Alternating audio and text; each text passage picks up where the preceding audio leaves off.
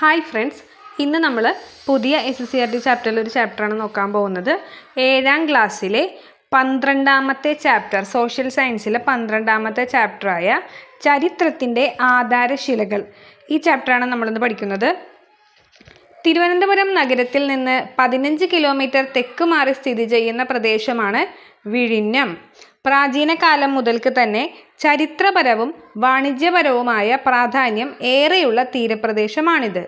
പ്രാചീന തമിഴകത്തെ സുപ്രധാന കേന്ദ്രങ്ങളിൽ ഒന്നായിരുന്നു വിഴിഞ്ഞമെന്ന് സംഘകാല സാഹിത്യകൃതികളിൽ പരാമർശിക്കുന്നു.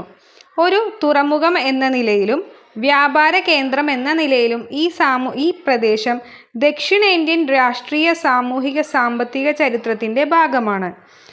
CE 9 മുതൽ 10 നൂറ്റാണ്ടുകളിൽ ദക്ഷിണേന്ത്യയിലെ ആയി രാജവംശത്തിൻ്റെ കേന്ദ്രമായിരുന്നു വിഴിഞ്ഞമെന്ന് ശിലാലിഖിതങ്ങളിലും മറ്റു ചരിത്രരേഖകളിലും സൂചിപ്പിക്കുന്നു. ലീലാതിലകത്തിൻ്റെ വ്യാഖ്യാനത്തിൽ ആറ്റൂർ കൃഷ്ണപിഷാരടി പാണ്ഡ്യന്മാരാൽ പരാജിതരായ ആയി കുടുംബം ആയിക്കുടി ഉപേക്ഷിച്ച് വിഴിഞ്ഞത്തേക്ക് കുടിയേറിയതായി രേഖപ്പെടുത്തിയിരിക്കുന്നു. ഉദ്യോധനസൂരി എന്ന ജൈനമുനി രചിച്ച കുവലയമാല എന്ന കൃതിയിൽ വിഴിഞ്ഞത്തെ വിജയപുരി എന്ന് പരാമർശിച്ചിരിക്കുന്നു. പാണ്ഡ്യരാജാവായ നെടുഞ്ചേരിയൻ്റെ ശാസനത്തിൽ ഇവിടുത്തെ കോട്ടയെപ്പറ്റി രേഖപ്പെടുത്തിയിട്ടുണ്ട്. ഇപ്പോൾ നമ്മളിതൊരു ഇൻട്രൊഡക്ഷൻ ആണ് വായിച്ചത്. നമുക്ക് ഈ ഒരു പോയിൻറ്റ്സ്, ഇതിൽ നിന്ന് എന്തൊക്കെ പോയിൻറ്റ്സ് കിട്ടുമെന്ന് പറഞ്ഞാൽ, വിഴിഞ്ഞം ഏത് ജില്ലയിലാണ്? തിരുവനന്തപുരത്താണ് വിഴിഞ്ഞം ഉള്ളത്. അതുപോലെ തന്നെ വിഴിഞ്ഞത്തിനെ പറ്റിയുള്ള ഒരു കാര്യമാണ്, CE 9-10 നൂറ്റാണ്ടുകളിൽ ദക്ഷിണേന്ത്യയിലെ ആയി രാജവംശത്തിൻ്റെ കേന്ദ്രമായിരുന്നു വിഴിഞ്ഞം. ഏത് രാജവംശത്തിൻ്റേതാണ്? ആയി രാജവംശത്തിൻ്റെ. അതുപോലെ ലീലാതിലകത്തിൻ്റെ വ്യാഖ്യാനത്തിൽ ആറ്റൂർ കൃഷ്ണപിഷാരടി പാണ്ഡ്യന്മാരാൽ പരാജിതരായ ആയി കുടുംബം ആയിക്കുടി ഉപേക്ഷിച്ച് വിഴിഞ്ഞത്തേക്ക് കുടിയേറി. അപ്പോൾ നമുക്ക് അടുത്ത പോയിൻ്റാണ് വളരെ ഇമ്പോർട്ടൻറ്റ്. ഉദ്യോധനസൂരി എന്ന ജൈനമുനി രചിച്ച കുവലയമാല എന്ന കൃതി, അതായത് കുവലയമാല ആരാണ് രചിച്ചത്? ഉദ്യോധനസൂരി. അപ്പം നിങ്ങൾക്ക് ചെറിയൊരു കണക്ഷന് വേണ്ടി പറയാം, കുവലയമാല, മാല എടുക്കുക, ആ കുവലയമാലയിലെ മാലയും ഉദ്യോധനസൂരി, നമ്മൾ ഉദ്യാനം എന്ന് പറയില്ലേ, ഉദ്യാനത്തിൽ മാല പോയി, അങ്ങനെ ഒരു കണക്ഷൻ കൊടുക്കുക. ഉദ്യോധനസൂരി എന്ന ജൈനമുനി രചിച്ചതാണ് കുവലയമാല. ഇതിൽ പറഞ്ഞിട്ടുണ്ട് വിഴിഞ്ഞത്തെ പറ്റി വിജയപുരി എന്നാണ് വിശേഷിപ്പിച്ചിരിക്കുന്നത്. വിഴിഞ്ഞത്തെ എന്താണ് വിശേഷിപ്പിച്ചിരിക്കുന്നത്? പേര് വിജയപുരി എന്നാണ് വിശേഷിപ്പിച്ചിരിക്കുന്നത്. സംഘകാലഘട്ടത്തിൽ തന്നെ വിഴിഞ്ഞം ഒരു സുപ്രധാന വാണിജ്യ തുറമുഖമായിരുന്നു അല്ലെങ്കിൽ തുറമുഖത്തിൻ്റെ കേന്ദ്രമായിരുന്നുവെന്ന് വിദേശ സഞ്ചാര സാഹിത്യകൃതിയായ Periplus of the Erythraean Sea എന്ന ഗ്രന്ഥത്തിൽ രേഖപ്പെടുത്തിയിട്ടുണ്ട്. കേരള സർവകലാശാല പുരാവസ്തു വകുപ്പ് നടത്തിയ ഉദ്ഖനനങ്ങളിൽ ഈ പ്രദേശത്തിൻ്റെ സമീപത്തായിട്ട് നിലനിന്നിരുന്ന കോട്ടയുടെ അവശിഷ്ടങ്ങൾ കണ്ടെത്തിയിട്ടുണ്ട്. കോട്ടപ്പുറം എന്ന സ്ഥലനാമം ഇപ്പോഴും വിഴിഞ്ഞത്തിന് സമീപത്തുണ്ട്. അപ്പോൾ കോട്ടപ്പുറം, അതുപോലെ തന്നെ വിജയപുരി എന്ന് പരാമർശിക്കുന്നു. ഏതിലാണ്? ഉദ്യോധനസൂരിയുടെ കുവലയമാലയിലാണ് പരാമർശിച്ചിട്ടുള്ളത്. ഇപ്പോഴും വിഴിഞ്ഞത്തിൻ്റെ സമീപത്തുണ്ട്. ചൈനീസ് നിർമ്മിതവും റോമൻ നിർമ്മിതവുമായ പാത്രങ്ങളുടെയും മറ്റു വസ്തുക്കളുടെയും എല്ലാം അവശിഷ്ടങ്ങളും റോമൻ നാണയങ്ങളൊക്കെ നമുക്ക് ആ ഒരു പ്രദേശത്ത് നിന്ന് ലഭിച്ചിട്ടുണ്ടെന്നും കൊടുത്തിട്ടുണ്ട്. മെയിനായിട്ട് നമുക്ക് ഈ ഒരു ചാപ്റ്ററിൽ പഠിക്കാനുള്ളത് ചരിത്രം, അതുപോലെ തന്നെ പ്രാദേശിക ചരിത്രം, ഇതിനെയൊക്കെ പറ്റിയാണ് കൂടുതലുള്ളത്. അപ്പം നന്നായിട്ട് നമ്മൾ വായിച്ച് നോക്കിയാൽ മാത്രമേ ഇത് എന്താണെന്ന് മനസ്സിലാവുള്ളൂ. നമുക്കിങ്ങനെ സ്പെഷ്യലായിട്ട് ബോക്സുകൾ എടുക്കാനായിട്ട് പറ്റൂല. അവിടെ ഇവിടെയൊക്കെ ആയിട്ട് കിടക്കുന്ന പോയിൻറ്റ്സാണ്. നമുക്ക് എന്തായാലും വായിച്ചു നോക്കാം. പുരാവസ്തു തെളിവുകൾ, ലിഖിതങ്ങൾ, സാഹിത്യകൃതികൾ, ഇത്തരത്തിൽ തെളിവുകളെ അടിസ്ഥാനമാക്കി ഭൂതകാലത്തെ ശാസ്ത്രീയമായി രേഖപ്പെടുത്തുന്ന പഠനശാഖയാണ് ചരിത്രം എന്ന് പറയുന്നത്. അതായത് കഴിഞ്ഞുപോയ കാര്യങ്ങളെ എന്തിൻ്റെയൊക്കെ അടിസ്ഥാനത്തിൽ? പുരാവസ്തു തെളിവുകളും സാഹിത്യകൃതികളും ഇതിലേക്ക് അടിസ്ഥാനത്തിൽ ശാസ്ത്രീയമായിട്ട് രേഖപ്പെടുത്തുന്ന പഠനശാഖയാണ് ചരിത്രം. ചരിത്രരചനയ്ക്ക് ആവശ്യമായ ഒട്ടേറെ തെളിവുകൾ ഓരോ കാലവും പല രൂപത്തിൽ അവശേഷിപ്പിച്ചിട്ടുണ്ടാകും. അവ സമാഹരിച്ച് ശാസ്ത്രീയമായി വിശകലനം ചെയ്ത് ഭൂതകാലത്തെ രേഖപ്പെടുത്തുന്നതാണ് ചരിത്രരചന എന്ന് പറയുന്നത്. അപ്പോൾ ചരിത്രം എന്താണ്, ചരിത്രരചന എന്താണെന്ന് നമ്മൾ നോക്കി. അതുപോലെ തന്നെ വിശാലമായ രാജ്യങ്ങളുടെയും രാജാക്കന്മാരുടെയും ചരിത്രത്തിൽ നിന്ന് വ്യത്യസ്തമായി ഒരു ചെറിയ പ്രദേശത്തിൻ്റെയോ വ്യക്തിയുടെയോ സംഭവത്തിൻ്റെയോ സൂക്ഷ്മവും സമഗ്രവുമായ രേഖപ്പെടുത്തലാണ് പ്രാദേശിക ചരിത്രം. അപ്പോൾ നമ്മൾ പ്രാദേശിക ചരിത്രവും ചരിത്രം എന്താണെന്നും നോക്കി. പ്രാദേശിക ചരിത്രം എന്ന് പറഞ്ഞാൽ ഒരു പ്രദേശമായിക്കോട്ടെ, അല്ലെങ്കിൽ ഒരു വ്യക്തി, അതല്ലെങ്കിൽ എന്തെങ്കിലും ഒരു സംഭവം, ഇതിനെപ്പറ്റിയുള്ള ഡീറ്റെയിൽ ആയിട്ടുള്ള രേഖപ്പെടുത്തൽ. മറ്റേതെന്ന് പറഞ്ഞാൽ എന്താണ്, വിശാലമായ രാജ്യങ്ങൾ രാജാക്കന്മാരുടെയൊക്കെയാണ് നമ്മൾ ചരിത്രം എന്നും പറഞ്ഞ് പഠിച്ചിട്ടുള്ളത്. ഇനി നമുക്ക് ടെക്സ്റ്റിൽ തന്നിരിക്കുന്ന ഒരു ടേബിൾ നോക്കാം. ചരിത്രം എന്താണ്, പ്രാദേശിക ചരിത്രം എന്താണ്, ഇവർ തമ്മിലുള്ള ഒരു വ്യത്യാസം എന്താണെന്ന് നോക്കാം.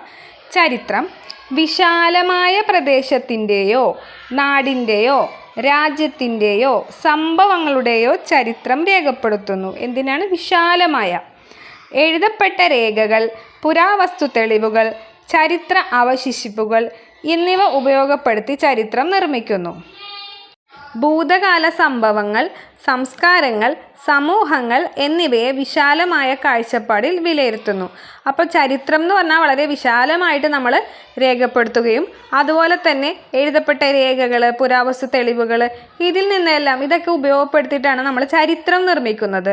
കഴിഞ്ഞുപോയ സംഭവങ്ങൾ, സംസ്കാരങ്ങൾ, സമൂഹങ്ങൾ, ഇതൊക്കെ വിശാലമായിട്ട് വളരെയധികം ഡീറ്റെയിൽ ആയിട്ടാണ് നമ്മൾ ചരിത്രത്തിൽ രേഖപ്പെടുത്തുന്നത്. ഇനി നമുക്ക് പ്രാദേശിക ചരിത്രം എന്താണെന്ന് നോക്കാം. ഇതൊക്കെ ജസ്റ്റ് വായിച്ച് മനസ്സിലാക്കി വെക്കാനുള്ളതാണ്. നമുക്കൊരു ചാപ്റ്ററിൽ ഒരു പോയിൻറ്റ്സ് നമുക്ക് വിട്ടുകളയാൻ പറ്റില്ല, അതുകൊണ്ടാണ് നമ്മൾ അത്രയും ഡീറ്റെയിൽ ആയിട്ട് എടുക്കുന്നത്. പ്രാദേശിക ചരിത്രം ലോക ചരിത്രം, രാജ്യചരിത്രം, പ്രവിശ്യാ ചരിത്രം എന്നിവയിൽ നിന്നും വ്യത്യസ്തമായാണ് ചെറിയ ഭൂപ്രദേശത്തിൻ്റെയോ വിഷയങ്ങളുടെയോ സംഭവങ്ങളുടെയോ സൂക്ഷ്മമായ ചരിത്രാന്വേഷണമാണിത്. അപ്പോൾ നമ്മൾ ചരിത്രം എന്ന് പറഞ്ഞാൽ ലോകചരിത്രം, രാജ്യചരിത്രം, പ്രവിശ്യാ ചരിത്രം, ഇതൊക്കെ ചരിത്രത്തിൽ വരും. പ്രാദേശിക ചരിത്രം എന്ന് പറഞ്ഞാൽ പേരിൽ തന്നെ ഉണ്ട്, ഒരു പ്രദേശത്തിൻ്റെയോ അല്ലെങ്കിൽ ഒരു സംഭവത്തിൻ്റെ എന്തെങ്കിലും, അതിൻ്റെ എല്ലാമാണ് സൂക്ഷ്മമായ ചരിത്രാന്വേഷണമാണ് പ്രാദേശിക ചരിത്രം. പ്രാദേശിക ആഘോഷങ്ങളും രുചിശീലങ്ങളും ആചാരാനുഷ്ഠാനങ്ങളും വാമൊഴി വഴക്കങ്ങളും ചരിത്രരചനയുടെ ഭാഗമാകുന്നു. ചരിത്രത്തെ ജനാധിപത്യവൽക്കരിച്ച് മുഖ്യധാര ചരിത്രത്തിൽ ഇടം കിട്ടാതെ പോയ പ്രദേശങ്ങൾക്കും ജനവിഭാഗങ്ങൾക്കും സംഭവങ്ങൾക്കും അർഹമായ പ്രാതിനിധ്യം നൽകുന്നു. അപ്പോൾ നമ്മൾ ചരിത്രത്തിൽ പറഞ്ഞു, ജനാധിപത്യമായിട്ട് വൽക്കരിച്ചിട്ട് മുഖ്യധാര ചരിത്രത്തിൽ ഇടം കിട്ടാതെ പോയ പ്രദേശങ്ങൾ, നമ്മൾ ലോകചരിത്രം എന്നൊക്കെ പറയുമ്പോൾ ആ ഒരു ചരിത്രം ഫുള്ളായിട്ട് വരും. പക്ഷെ ഒരു പ്രദേശത്തിൻ്റെ എന്ന് പറയുമ്പോൾ അവിടെ എന്തൊക്കെയാണ് നടക്കുന്നത്, അവിടെ ഇതിനു മുമ്പ് എന്തൊക്കെ സംഭവിച്ചു, അല്ലെങ്കിൽ അവിടെ എങ്ങനെയുള്ള ഫുഡാണ് നടക്കുന്നത്, ഫുഡ് കഴിക്കും, അതുപോലെ തന്നെ അവിടെ എന്ത് ആചാരങ്ങളാണ് ഉണ്ടാവുന്നത്, അങ്ങനെ ആ ഒരു പ്രദേശവുമായി റിലേറ്റ് ചെയ്ത് വരുന്ന കാര്യങ്ങൾ ഉൾപ്പെടുത്തുന്നതാണ് പ്രാദേശിക ചരിത്രം എന്ന് പറയുന്നത്. അപ്പോൾ നമ്മൾ ചരിത്രം എന്താണെന്നും പ്രാദേശിക ചരിത്രം എന്താണെന്നും നോക്കി. ഇനി ചരിത്ര സ്രോതസ്സുകളെയാണ് നമ്മളിനി പരിചയപ്പെടാൻ പോകുന്നത്. വിവിധങ്ങളായ തെളിവുകളെ അടിസ്ഥാനപ്പെടുത്തിയാണ് ചരിത്രരചന നിർവഹിക്കുന്നത്. ചരിത്രത്തെക്കുറിച്ച് നമുക്ക് വിവരം നൽകുന്ന എന്തിനേയും ചരിത്രരചനയ്ക്കുള്ള സ്രോതസ്സുകൾ എന്നാണ് വിളിക്കുന്നത്. നിശ്ചിത കാലഘട്ടവുമായി ബന്ധപ്പെട്ടതും ഉപയുക്തമായ വിവരങ്ങൾ നമുക്ക് നൽകുന്നതുമായ ഏതൊരു വസ്തുവും ഒരു ചരിത്ര സ്രോതസ്സാണ്. നമുക്ക് കുറച്ച് ചരിത്ര സ്രോതസ്സുകൾ തന്നിട്ടുണ്ട്, അവ ഏതൊക്കെയാണെന്ന് നോക്കാം. പുരാവസ്തുക്കൾ, സ്മാരകങ്ങൾ, സാഹിത്യകൃതികൾ, സഞ്ചാരക്കുറിപ്പുകൾ, പത്രങ്ങൾ, ഔദ്യോഗിക രേഖകൾ, ഇവയെല്ലാമാണ് ചരിത്ര സ്രോതസ്സുകൾ എന്ന് പറയുന്നത്.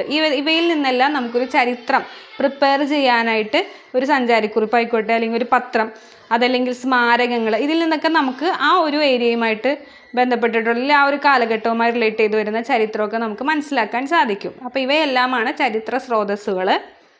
പുരാവസ്തു ശാസ്ത്രപരമായ സ്രോതസ്സുകൾ.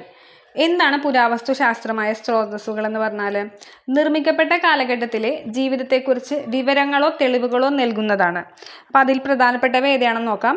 ശിലാസ്മാരകങ്ങൾ, ഗുഹകൾ, പുരാലിഖിതങ്ങൾ, കൊട്ടാരങ്ങൾ, നാണയങ്ങൾ, ഇതെല്ലാമാണ് പുരാവസ്തു ശാസ്ത്രപരമായിട്ടുള്ള സ്രോതസ്സ്. ശിലാസ്മാരകങ്ങളുണ്ടാകും, ഗുഹകളുണ്ടാകും, കൊട്ടാരം, നാണയം, പുരാലിഖിതം, ഇവയെല്ലാം ചേർന്നതാണ് പുരാവസ്തു ശാസ്ത്രപരമായ സ്രോതസ്സുകളെന്ന് പറയുന്നത്. നമുക്ക് ചരിത്ര സ്മാരകങ്ങൾ എന്തൊക്കെയാണെന്ന് നോക്കാം. കോഴിക്കോടിൻ്റെ കുറച്ച് ചരിത്ര സ്മാരകങ്ങളുടെ ചിത്രങ്ങൾ ഇവിടെ തന്നിട്ടുണ്ട്. തളിക്ഷേത്രം, അതുപോലെ തന്നെ മിഷ്കാൽ പള്ളി, അതുപോലത്തെ ദേവമാതാ കത്തീഡ്രൽ, കടൽപ്പാലം, ഇതിൻ്റെ എല്ലാം ചിത്രങ്ങളാണ് തന്നിട്ടുള്ളത്. അപ്പോൾ അവ എന്താണെന്ന് നമുക്കൊന്ന് നോക്കാം. കോഴിക്കോട്ടെ ചില ചരിത്ര സ്മാരകങ്ങളുടെ ചിത്രങ്ങളാണിവ. സാമൂതിരിയുടെ കാലത്ത് പ്രസിദ്ധമായ രേവതി പട്ടത്താനം എന്ന പണ്ഡിത സദസ്സ് നടത്തിയിരുന്നത് തളിക്ഷേത്രത്തിൽ വെച്ചായിരുന്നു. പോർച്ചുഗീസുകാർക്കെതിരെയുള്ള സാമൂതിരിയുടെ പ്രധാന യുദ്ധകേന്ദ്രമായിരുന്നു മിഷ്കാൽ പള്ളി. കോഴിക്കോട്ടെ പോർച്ചുഗീസ് സാന്നിധ്യത്തിൻ്റെ സ്മാരകമാണ് 1513 നിർമ്മിച്ച ദേവമാതാ കത്തീഡ്രൽ. അപ്പോൾ ദേവമാതാ കത്തീഡ്രൽ എപ്പോഴാണ് നിർമ്മിച്ചത്? 1513. കടൽപ്പാലങ്ങൾ നൂറ്റാണ്ടുകളായി വിവിധ വിദേശ രാജ്യങ്ങളുമായി കോഴിക്കോടിനുണ്ടായിരുന്ന വ്യാപാര ബന്ധത്തിന് തെളിവാണ്. അപ്പോൾ ഇത് നാലും, ഈ മിഷ്കാൽ പള്ളി എവിടെയാണ്? കോഴിക്കോട്. ദേവമാതാ കത്തീഡ്രൽ, കടൽപ്പാലം, തളിക്ഷേത്രം, ഇതൊക്കെ എവിടെയാണ്? കോഴിക്കോടിലാണ് ഉള്ളത്. ഇനി നമുക്കൊരു ബോക്സ് നോക്കാം. വീരരായൻ പണം. കോഴിക്കോട് ഭരിച്ചിരുന്ന സാമൂതിരിമാരുടെ കാലത്ത് പ്രചാരത്തിലിരുന്ന നാണയമാണ് വീരരായൻ പണം. സാമൂതിരിയുടെ കാലത്താണ്. പഴയ വീരരായൻ, പുതിയ വീരരായൻ എന്നീ 2 വിധത്തിൽ നാണയങ്ങൾ ഉണ്ടായിരുന്നു. 1667 മുതൽക്കാണ് ഈ നാണയങ്ങൾ അടിച്ചിറക്കാൻ തുടങ്ങിയത്. സ്വർണത്തിൽ നിർമ്മിച്ച ഈ നാണയത്തെ വിദേശീയർ പൊൻപണം എന്നാണ് വിളിച്ചിരുന്നത്. വൈഷ്ണവർ ഉപയോഗിച്ചിരുന്ന നാമക്കുറി, സൂര്യൻ്റെ അടയാളം, സിംഹത്തിൻ്റെ അടയാളം തുടങ്ങിയവ ഇതിൽ കാണാവുന്നതാണ്. അപ്പോൾ വീരരായൻ പണം സാമൂതിരിയുടെ കാലത്താണെന്ന് കിട്ടി. 2 തരത്തിലുണ്ട്, പഴയ വീരരായൻ, പുതിയ വീരരായൻ. ഇതെപ്പോൾ മുതലാണ് അടിച്ചിറക്കിയത്? 1667 മുതൽ. ഇതിൻ്റെ മറ്റൊരു പേരെന്താണ്? പൊൻപണം. വിദേശീയർ വിളിച്ചത് ഇതിനെ പൊൻപണം എന്നാണ്. ഇതിലുള്ള അടയാളങ്ങൾ എന്തൊക്കെയാണ്? 1. വൈഷ്ണവർ ഉപയോഗിച്ചിരുന്ന നാമക്കുറി ഉണ്ട്, സൂര്യൻ്റെ അടയാളം, സിംഹത്തിൻ്റെ അടയാളം. ഇത്രയുമാണ് നമുക്ക് ഈ ഒരു ബോക്സിൽ നിന്ന് കിട്ടുന്നത്. വളരെ ഇമ്പോർട്ടൻ്റ് ആയിട്ടുള്ള ഒരു പോയിൻറ്റും കൂടിയാണ് വീരരായൻ പണത്തിൻ്റെ എപ്പോഴാണ് അടിച്ചിറക്കിയതും തുടങ്ങിയ കാര്യങ്ങളെല്ലാം. അപ്പോൾ നമ്മൾ ചരിത്ര സ്രോതസ്സുകൾ നോക്കി. ഇനി നമുക്ക് തന്നിരിക്കുന്ന ഒരു ബോക്സ് ഉണ്ട്, പിന്നെ അതിൻ്റെ തൊട്ടടുത്തൊരു പോയിൻ്റ് കിടക്കുന്നുണ്ട്. ഏതാണെന്ന് നോക്കാം. 15-ാം നൂറ്റാണ്ടിൽ ഉദ്ദണ്ഡ ശാസ്ത്രികൾ രചിച്ച കോകില സന്ദേശം എന്ന സംസ്കൃത സന്ദേശകാവ്യത്തിൽ കോഴിക്കോടിനെ കുറിച്ച് എഴുതിയിരിക്കുന്ന കുറച്ച് വാക്യങ്ങളാണ് കൊടുത്തേക്കുന്നത്. അപ്പോൾ കടൽ മകളായ കന്യക ഈ നഗരത്തിൽ വാസമുറപ്പിച്ചത് കൊണ്ടാണത്രേ കടലമ്മ ദ്വീപാന്തരങ്ങളിൽ നിന്ന് രത്നങ്ങളൊക്കെ ചുമന്നു കൊണ്ടുവരുന്ന കപ്പലുകളെ തിരമാലകൾ കൊണ്ട് തട്ടി കോഴിക്കോട്ട് എത്തിച്ചിരിക്കുന്നത്. ഇപ്പം കോകില സന്ദേശത്തിലെ ഒരു ആശയം കൊടുത്തിട്ടുണ്ടായിരുന്നു. ഈ കോകില സന്ദേശം ആരുടേതാണ്? ഉദ്ദണ്ഡ ശാസ്ത്രികളാണ് കോകില സന്ദേശം രചിച്ചത്. ഇനി നമുക്ക് ആ ഒരു ബോക്സ് നോക്കാം. സംഘസാഹിത്യ കൃതികൾ. കേരളത്തിൻ്റെ പ്രാചീന ചരിത്രത്തെക്കുറിച്ച് വെളിച്ചം വീശുന്ന സാഹിത്യ സ്രോതസ്സുകളാണ് തമിഴിൽ രചിക്കപ്പെട്ട സംഘസാഹിത്യ കൃതികൾ. അപ്പോൾ സംഘസാഹിത്യ കൃതികൾ എന്ന് പറയുമ്പോൾ തമിഴിലാണ് രചിച്ചിട്ടുള്ളത്. അവ ഏതൊക്കെയാണ്? സംഘസാഹിത്യ കൃതികൾ ഏതൊക്കെയാണ്? പതിറ്റുപത്ത്, പുറനാനൂറ്, അകനാനൂറ്, കുറുംതൊകൈ, നറ്റിണൈ തുടങ്ങിയവയാണ് പ്രധാന സംഘസാഹിത്യ കൃതികൾ. 5 സാഹിത്യകൃതികളുണ്ട്. പതിറ്റുപത്ത്, പുറനാനൂറ്, അകനാനൂറ്, കുറുംതൊകൈ, നറ്റിണൈ. ഇതിലെല്ലാം കേരളത്തിൻ്റെ പ്രാചീന ചരിത്രത്തെക്കുറിച്ചാണ് എക്സ്പ്ലെയിൻ ചെയ്ത് കൊടുത്തിട്ടുള്ളത്. അടുത്തത്, വിവിധ ഭാഷകളായിട്ട് വിവിധ കാലഘട്ടത്തിൽ രചിക്കപ്പെട്ട ധാരാളം സാഹിത്യകൃതികളുണ്ട്. നമ്മൾ തമിഴിൽ രചിച്ചതാണ് ഇപ്പോൾ കണ്ടത്. ഇനി ഈ കൃതികൾ രചിക്കപ്പെട്ട കാലത്തിൻ്റെ ചരിത്രം മനസ്സിലാക്കാൻ ഇത് നമ്മെ സഹായിക്കുന്നു. ഉദാഹരണത്തിന് 12 മുതൽ 15 അല്ലെങ്കിൽ 12 to 15 നൂറ്റാണ്ടുകളിൽ രചിക്കപ്പെട്ട മണിപ്രവാള കൃതികൾ ആ കാലഘട്ടത്തിലെ നാടുവാഴി വ്യവസ്ഥയെക്കുറിച്ചും സംസ്കാരത്തെക്കുറിച്ചും വിവരം നൽകുന്നു. അതായത് ആ ഒരു ടൈമിൽ നാടുവാഴി വ്യവസ്ഥയും സംസ്കാരത്തെക്കുറിച്ചും തരുന്ന ഒരു കൃതി ഏതാണ്? മണിപ്രവാള കൃതിയാണ്. അതുപോലെ തന്നെ മലബാറിൽ നിന്നുള്ള വടക്കൻ പാട്ടുകൾ മധ്യകാല ചരിത്രത്തിലെ സാധാരണ മനുഷ്യരുടെ ജീവിതത്തിലേക്ക് വെളിച്ചം വീശുന്നു. ഇനി ഇതിലുള്ള ഒരു പോയിന്റ് ഏതാണെന്ന് വെച്ച് കഴിഞ്ഞാൽ 19-ാം നൂറ്റാണ്ടിൽ ചന്തുമേനോൻ രചിച്ച ഇന്ദുലേഖ മലബാറിലെ സാമൂഹ്യ ചരിത്രത്തെക്കുറിച്ച് മനസ്സിലാക്കാൻ സഹായിക്കുന്നു. അപ്പോൾ ചന്തുമേനോൻ്റെ ഇന്ദുലേഖയിൽ മലബാറിലെ സാമൂഹ്യ ചരിത്രത്തെക്കുറിച്ചാണ് പറഞ്ഞിട്ടുള്ളത്. അപ്പോൾ അത് ആ ഒരു പോയിന്റ്, മലബാറിലെ സാമൂഹ്യ ചരിത്രത്തെക്കുറിച്ച് എന്തിൽ പറയുന്നുണ്ട്? ഇന്ദുലേഖയിൽ. അത് ആരുടേതാണ്? ആരാണ് ഇന്ദുലേഖ രചിച്ചത്?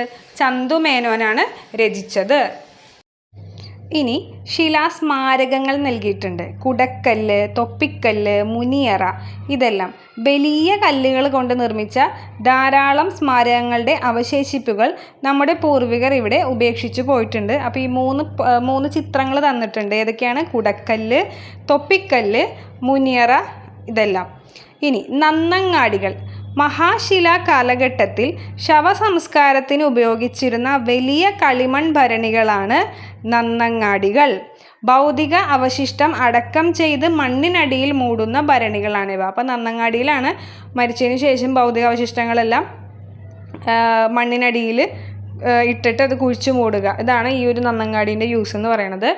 ഇനി ഇടുക്കി ജില്ലയിലെ മറയൂര്, തൃശ്ശൂർ ജില്ലയിലെ ചിറമനങ്ങാട്, മലപ്പുറം ജില്ലയിലെ തവനൂര്, ഈ സ്ഥലങ്ങളിലെല്ലാം ഇത്തരം ശിലാസ്മാരകങ്ങൾ ലഭിച്ചിട്ടുണ്ടെന്നാണ് പറയുന്നത്. എവിടെയെല്ലാമാണ്? ഇടുക്കി ജില്ലയിലെ മറയൂര്, തൃശ്ശൂർ ജില്ലയിലെ ചിറമനങ്ങാട്, മലപ്പുറം ജില്ലയിലെ തവനൂറ്. ഇനി ഇതെല്ലാം യൂസ് ചെയ്തിരുന്നത് എന്തിനാണ്? പൂർവികരുടെ എല്ലാം ഭൗതികാവശിഷ്ടങ്ങൾ അടക്കം ചെയ്യാനാണ് ഇതെല്ലാം ശിലാസ്മാരകങ്ങളും കാര്യങ്ങളെല്ലാം യൂസ് ചെയ്തിരുന്നത്, ഉപയോഗിച്ചിരുന്നത്. അടുത്തൊരു ഹെഡിങ് ആണ് ഗുഹകൾ. കേരളത്തിൻ്റെ പ്രാചീന ചരിത്രത്തെക്കുറിച്ച് വെളിച്ചം വീശുന്നവയാണ് ഗുഹകൾ. പ്രകൃതിദത്തമായ ഇത്തരം ഗുഹകളിൽ ചരിത്രാതീത കാലത്തെ മനുഷ്യജീവിതത്തെ സൂചിപ്പിക്കുന്ന ചിത്രങ്ങളും മറ്റും ആലേഖനം ചെയ്യപ്പെട്ടിട്ടുണ്ട്.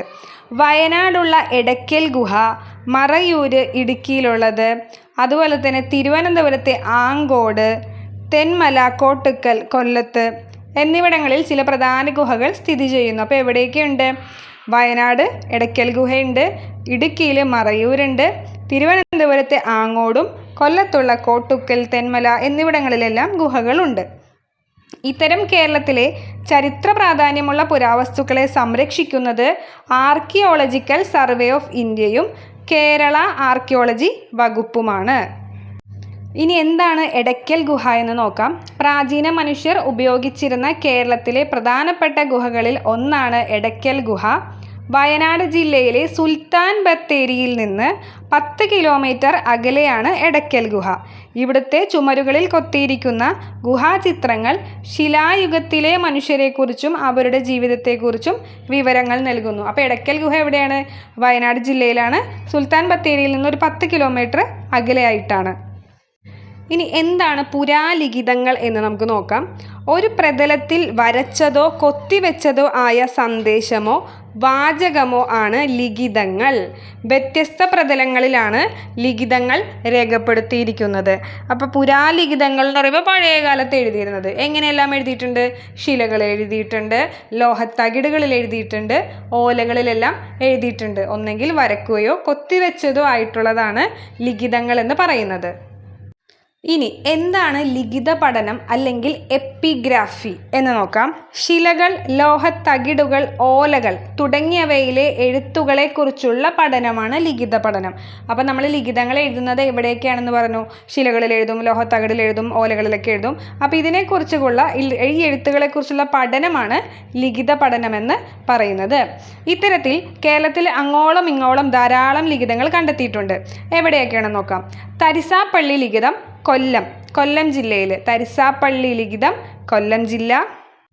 ജൂതശാസനം മട്ടാഞ്ചേരി, പാലിയം ശാസനം ആലപ്പുഴ എന്നിവ കേരളത്തിലെ പ്രധാന ലിഖിതങ്ങളാണ്. അപ്പോൾ തരിസാപ്പള്ളി ലിഖിതമുണ്ട്, ജൂതശാസനമുണ്ട്, പാലിയം ശാസനമുണ്ട്. പാലിയം ശാസനം ആലപ്പുഴ, ജൂതശാസനം മട്ടാഞ്ചേരി, തരിസാപ്പള്ളി ലിഖിതം കൊല്ലം. വളരെ ഇമ്പോർട്ടൻ്റ് ആണ് ഇത് മൂന്നും. കേരളത്തിൽ പുരാലിഖിതങ്ങളുടെ ശേഖരണങ്ങളും സംരക്ഷണവും കേരള ആർക്കൈവ്സ് വകുപ്പാണ് നിർവഹിക്കുന്നത്. പുരാലിഖിതങ്ങൾ ശേഖരിക്കുന്നതും സംരക്ഷിക്കുന്നതും ആരാണ്? കേരള ആർക്കൈവ്സ് വകുപ്പാണ് നിർവഹിക്കുന്നത്. ഇനി നമുക്ക് കുറച്ച് ചരിത്ര സ്മാരകങ്ങൾ തന്നിട്ടുണ്ട്. അവയുടെ ജില്ലകൾ ഏതൊക്കെയാണെന്ന് നോക്കാം. കരുമാടിക്കുട്ടൻ സ്മാരകം ആലപ്പുഴ ജില്ലയിലാണ്. പുനലൂർ തൂക്കുപാലം കൊല്ലം ജില്ല. Synagogue Ernakulam. Chandragirikotta Kasaragod. Wagon tragedy Malappuram. ഈ ജില്ലകളും സ്മാരകങ്ങളും എവിടെയാണുള്ളതെന്നും പഠിച്ച് വെക്കുക. അപ്പോൾ സിനഗോഗ് ഉള്ളത് എറണാകുളത്ത്, ചന്ദ്രഗിരിക്കോട്ട കാസർഗോഡ്, വാഗൺ ട്രാജഡി മലപ്പുറം, പുനലൂർ തൂക്കുപാലം പുനലൂർ കൊല്ലം, കരുമാടിക്കുട്ടൻ ആലപ്പുഴ. ഇനി നമുക്ക് കോട്ടകളെയും കൊട്ടാരങ്ങളെയും കുറിച്ച് നോക്കാം. രാജ്യസുരക്ഷ, സൈനികാവശ്യങ്ങൾ, വ്യാപാരം എന്നിവയ്ക്കായി നിർമ്മിച്ചിരുന്ന കോട്ടകളെ ചരിത്ര രചനയ്ക്കുള്ള പ്രധാന സ്രോതസ്സുകളായി പ്രയോജനപ്പെടുത്താം. കേരളത്തിലെ വ്യത്യസ്ത കാലഘട്ടങ്ങളെക്കുറിച്ചും ഭരണാധികാരികളെക്കുറിച്ചും കോട്ടകൾ നമുക്ക് വിവരം നൽകുന്നു. ബേക്കൽ കോട്ട, കണ്ണൂർ കോട്ട, പാലക്കാട് കോട്ട, അഞ്ചുതെങ്ങ് കോട്ട തുടങ്ങിയവ കേരളത്തിലെ പ്രധാന കോട്ടകളാണ്. അപ്പോൾ കേരളത്തിലെ പ്രധാന കോട്ടകൾ ഏതെല്ലാമാണ്? ബേക്കൽ കോട്ട, കണ്ണൂർ കോട്ട, പാലക്കാട് കോട്ട, അഞ്ചുതെങ്ങ് കോട്ട. ഇനി നമുക്ക് കുറച്ച് കൊട്ടാരങ്ങളും ഇവിടെ കൊടുത്തിട്ടുണ്ട്. പത്തനാപുരം കൊട്ടാരം, മട്ടാഞ്ചേരി പാലസ്,